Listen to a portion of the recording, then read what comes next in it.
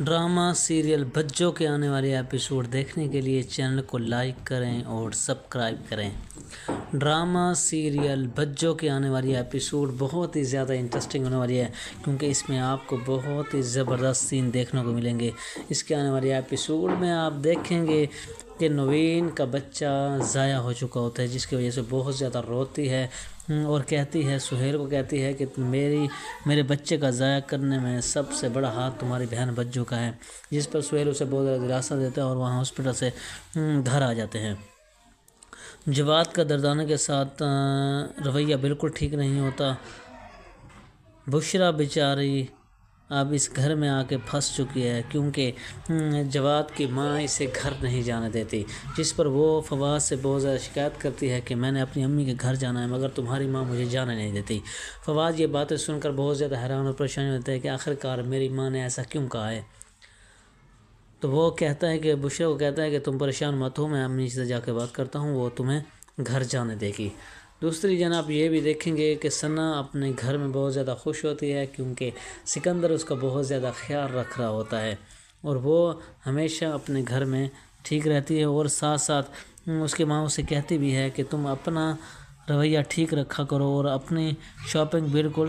ٹھیک طریقے سے کیا کرو، جس پر وہ اپنی ماں کو کہتی ہے کہ ٹھیک ہے، میں انشاءاللہ ضرور کر لوں گی۔ جواد کی ماں کا دردانہ کے ساتھ رویہ بالکل ٹھیک نہیں ہوتا، وہ اس کے ساتھ بہت زیادہ ظلم کرتی ہے، اور ساتھ ساتھ بشرا کے ساتھ بھی وہی رویات ہے، جس کو دیکھ کر بشرا بیچاری بہت زیادہ پچھتاتی ہے کہ میں کہاں کے پھنس گئی ہوں۔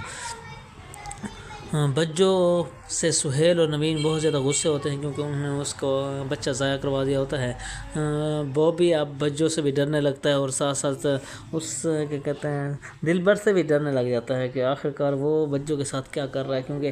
یہ دلبر کو بڑے اچھی طریقے سے جانتا ہے کہ وہ کس قسم کا آدمی ہے،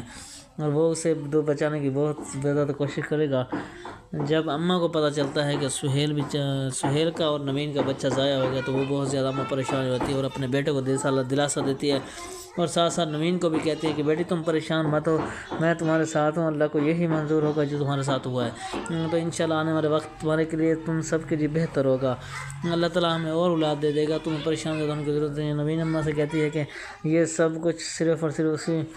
بچوں کا کام ہے، اس کی وجہ سے میرا بچہ ضائع ہو گیا، میں بچوں کو کبھی نہیں چھوڑوں گی، اور نہ ہی میں اس سے کبھی محبت کر سکتا ہوں، باقی اس کے میرے دل میں بہت زیادہ نفرت پیدا ہو چکی ہے۔